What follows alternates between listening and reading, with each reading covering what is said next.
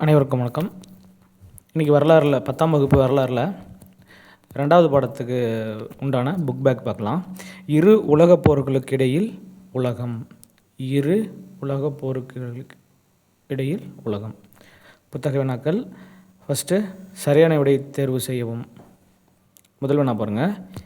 Italy யாருடன் Lateran உடன்படிக்கையை செய்து கொண்டது? இத்தாலி யாருடன் லேட்டரன் உடன்படிக்கையை செய்து கொண்டது? ஆப்ஷன் ஆ ஜெர்மனி, ஆப்ஷன் ஆ ரஷ்யா, ஆப்ஷன் இ போப், ஆப்ஷன் இ ஸ்பெயின்.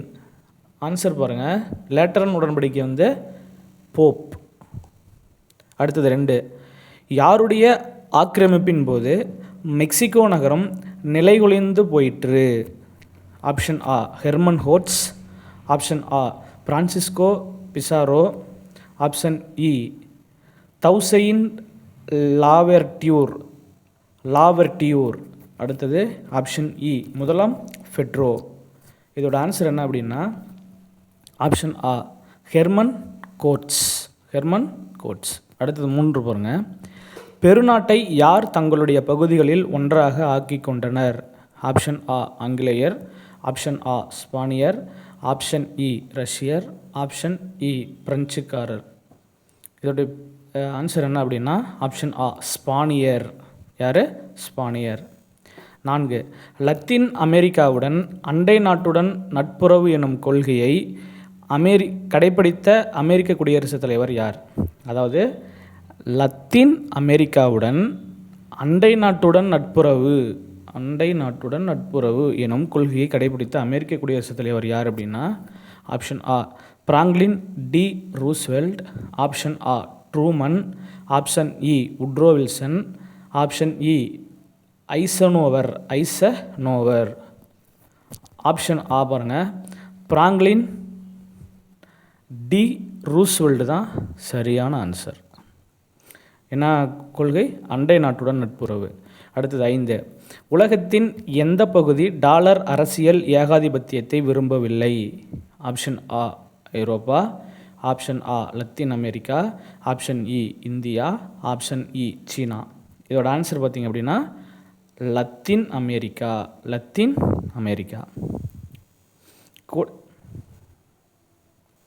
கோடிட்டிடங்கள் பாருங்கள்.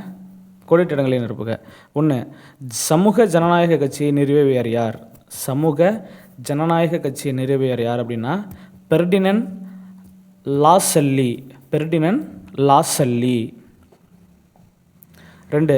நாசிச கட்சியின் பிரச்சாரங்களுக்கு தலைமையேற்றவர் யார்? நாசிச கட்சியின் பிரச்சாரங்களுக்கு தலைமையேற்றவர் யார்? Joseph Goebbels. அடுத்தது 3. வியட்நாம் தேசியவாதிகள் கட்சிகள் டேஸில் நிறுவப்பட்டது? வியட்நாம் தேசியவாதிகள் கட்சி டேஸில் நிறுவப்பட்டது? 1927. 4. நாசிச ஜெர்மனியின் இரகசிய காவல்படை டேஸ் என அழைக்கப்பட்டது? கெஸ்டபோ. என்னது? கெஸ்டபோ. 5. தென்னாப்பிரிக்க ஒன்றியம் டேஸாம் ஆண்டு மே மாதம் உருவானது? 1910. 6.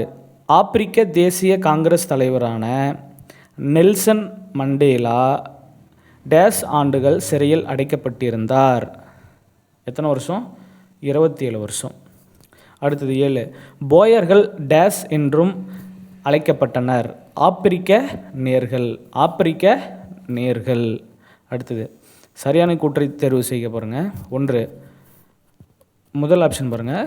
முதல் உலகப் போரில் இத்தாலியின் முதன்மையான சவாலான பணி ஆஸ்திரியர்களை தெற்கு முனையில் நிறுத்தி வைப்பதாகும். 2. அமெரிக்காவில் மிக பெரும் பங்குச்சந்தை வீழ்ச்சி 1929 அக்டோபர் மாதம் 24ஆம் நாளில் ஏற்பட்டது. 3. ஆப்பிரிக்க தேசிய காங்கிரஸின் மீதான தடை 1966 விலக்கிக் கொள்ளப்பட்டது. இது என்ன? இதுக்கு சரியான கூற்று எது அப்படின்னா ஆப்ஷன் ஆ 1 மற்றும் 2 சரியா? 2 பாருங்கள். கூற்று 1884-85 நடைபெற்ற பெர்லின் காலனிய மாநாடு காலனிய சக்திகள் ஆப்பிரிக்காவை தங்களின் செல்வாக்கு மண்டலங்களாக பிரித்து கொள்ளலாம் என தீர்மானித்தது. காரணம் பாருங்க, ஆங்கிலேயருக்கும் போயர்களுக்கும் தென்னாப்பிரிக்காவில் நடைபெற்ற போர் இத்தீர்மானத்திற்கு எதிர்ப்பானதாகும். இதோட ஆன்சர் என்ன அப்படின்னா ஆப்ஷன் ஆ, கூற்று காரணம் இரண்டுமே சரி. பொறுத்துக. ஃபஸ்ட்டு டிரான்ஸ்வால் அப்படின்னா அங்கே என்ன அதிகமாக இருக்குது? தங்கம். அடுத்தது 2 ஹிண்டன்பர்க், ஜெர்மனியின் குடியரசுத் தலைவர். 3ஆம் ரெய்க், என்னது? ஹிட்லர். மாட்டியோட்டி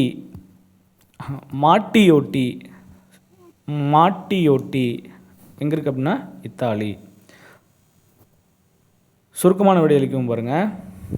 1. இந்தோசீனாவில் நடைபெற்ற வெள்ளை பயங்கரவாதம் குறித்து நீங்கள் அறிந்ததென்ன? 1. 1929 வியட்நாம் வீரர்கள் இராணுவ புரட்சி செய்தனர்.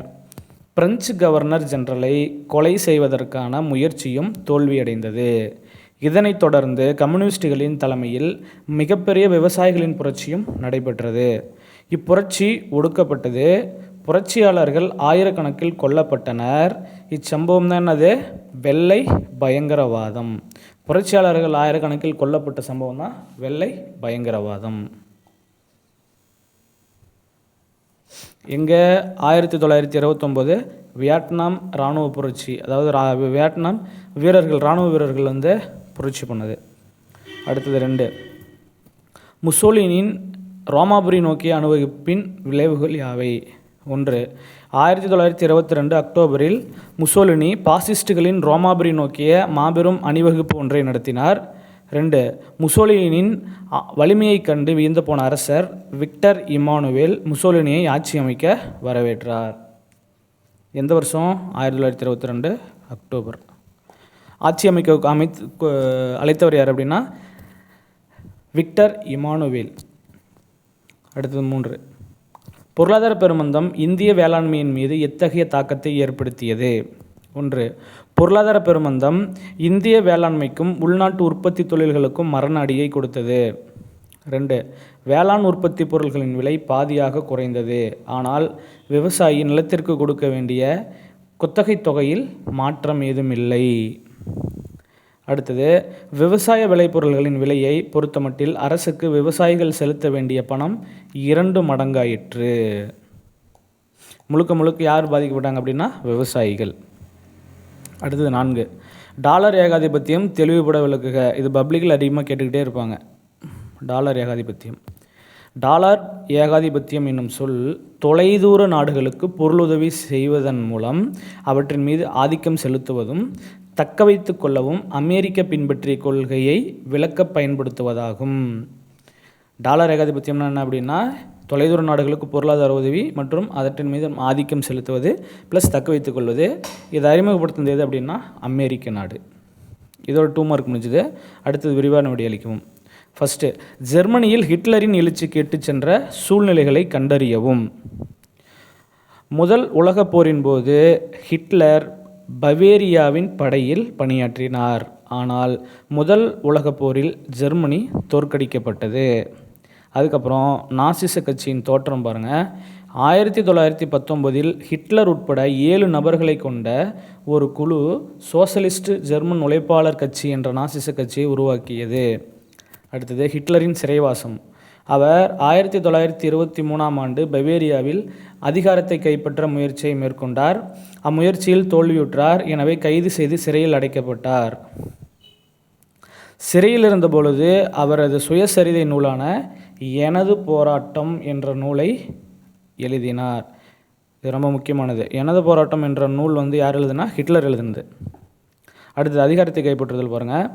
1932ஆம் ஆண்டு நடைபெற்ற குடியரசுத் தலைவர் தேர்தலில் கம்யூனிஸ்டுகள் 6 லட்சம் வாக்குகளை பெற்றனர். இதனால் முதலாளிகள் மற்றும் சொத்து உரிமையாளர்கள் நாசிசத்தை ஆதரிக்க தொடங்கினர். இவ்வாய்ப்பை பயன்படுத்தி ஹிட்லர் தவறான வழியில் அதிகாரத்தை கைப்பற்றினார். ஹிட்லரின் நாசிச அரசு பாருங்கள். கம்யூனிஸ்டுகள் சமூக ஜனநாயக கட்சியுடன் கூட்டணி வைக்க மறுத்ததால் ஜெர்மனியில் குடியரசு ஆட்சி கவிழ்ந்தது. இதன் விளைவாக தொழிலதிபர்களும் வங்கியாளர்களும் குடியரசுத் குடியரசுக் கட்சியினரும் ஹிட்லரை சான்சிலராக பதவியில் அமர்த்தும்படி குடியரசுத் தலைவர் வான் ஹிண்டன்பர்க் என்பவரை வலியுறுத்தினர். மூன்றாவது ரெய்க் என்றழைக்கப்பட்ட ஹிட்லரின் நாசி அரசு ஜெர்மனியில் நிறுவப்பட்டிருந்த பாராளுமன்ற ஜனநாயக முறையை முடிவுக்கு கொண்டு வந்தது.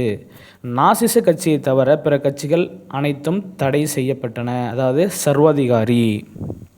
குடியரசுத் தலைவர் பாருங்கள், 1934ஆம் ஆண்டு ஆகஸ்ட் திங்கள் ஹிண்டன்பர்க் மறைந்ததும் சான்சிலராக இருந்த ஹிட்லர் குடியரசுத் தலைவராகவும் இராணுவ தளபதியாகவும் பொறுப்பேற்றார்.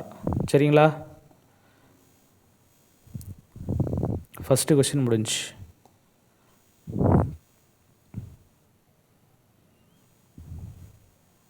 அடுத்தது ரெண்டாவது கேட்போங்க.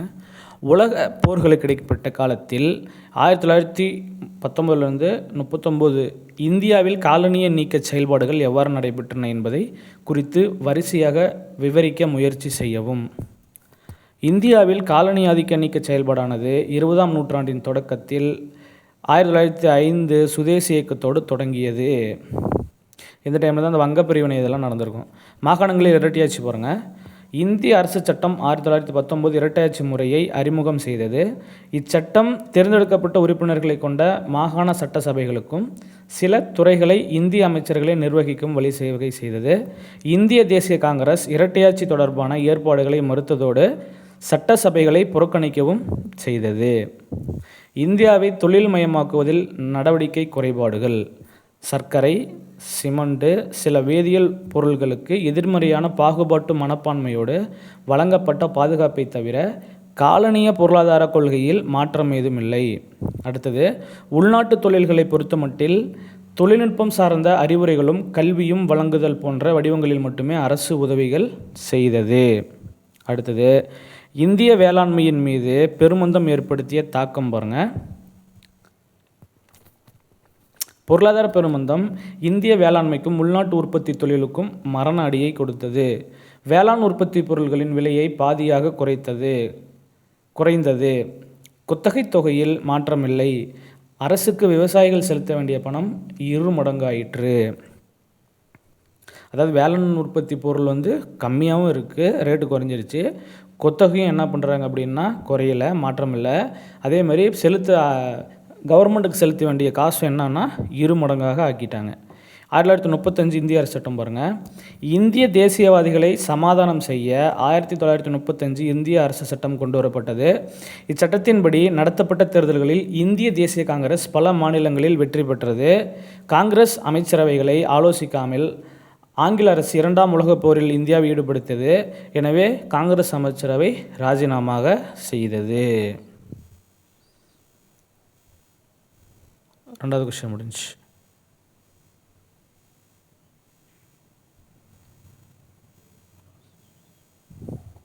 அடுத்தது 3 பாருங்கள். தென்னாப்பிரிக்க தேசிய அரசியலின் எழுச்சி வளர்ச்சி குறித்து விவரிக்கவும். தென்னாப்பிரிக்காவில் 2 முக்கிய அரசியல் கட்சிகள் செயல்பட்டன. ஒன்று யூனியனிஸ்ட் கட்சி ஆங்கிலேயர்கள், தென்னாப்பிரிக்க கட்சி ஆப்பிரிக்கனர்கள் மற்றும் போயர்கள் ஆகியவை. ஆக மொத்தம் 2 கட்சிகள் இங்கே இருக்கு. முதல் பிரதம மந்திரியான போதா தென்னாப்பிரிக்க கட்சியைச் சேர்ந்தவர். ஆங்கிலேயருடன் ஒத்துழைப்பு ஆட்சியை நடத்தினார். ஆனால் தென்னாப்பிரிக்க கட்சியைச் சேர்ந்த போராடும் குணமிக்க ஒரு பிரிவினர் ஹெர்சாக் என்பவரின் தலைமையின் கீழ் தேசிய கட்சி என்னும் கட்சியை தொடங்கினர். 1920ஆம் ஆண்டு தேர்தலில் தேசிய கட்சி 44 இடங்களை கைப்பற்றியது. தென்னாப்பிரிக்க கட்சி ஸ்மட்ஸ் தலைமையில் 41 இடங்களில் வெற்றி பெற்றது. ஆங்கிலேயர் அதிகமிருந்த யூனியனிஸ்ட் கட்சி இத்தருவாயில் தென்னாப்பிரிக்க கட்சியுடன் இணைந்தது. இதனால் போர்க்குணம் கொண்ட ஆப்பிரிக்கனர்களின் கட்டுப்பாட்டில் இருந்த தேசிய கட்சியை காட்டிலும் ஸ்மட்ஸ் கட்சி பெரும்பான்மையை பெற்றனர். 3வது கொஸ்டின் முடிஞ்சு. அவ்வளோதான். மொத்தம் 3 5 மார்க் தான் அதில் இருக்குது.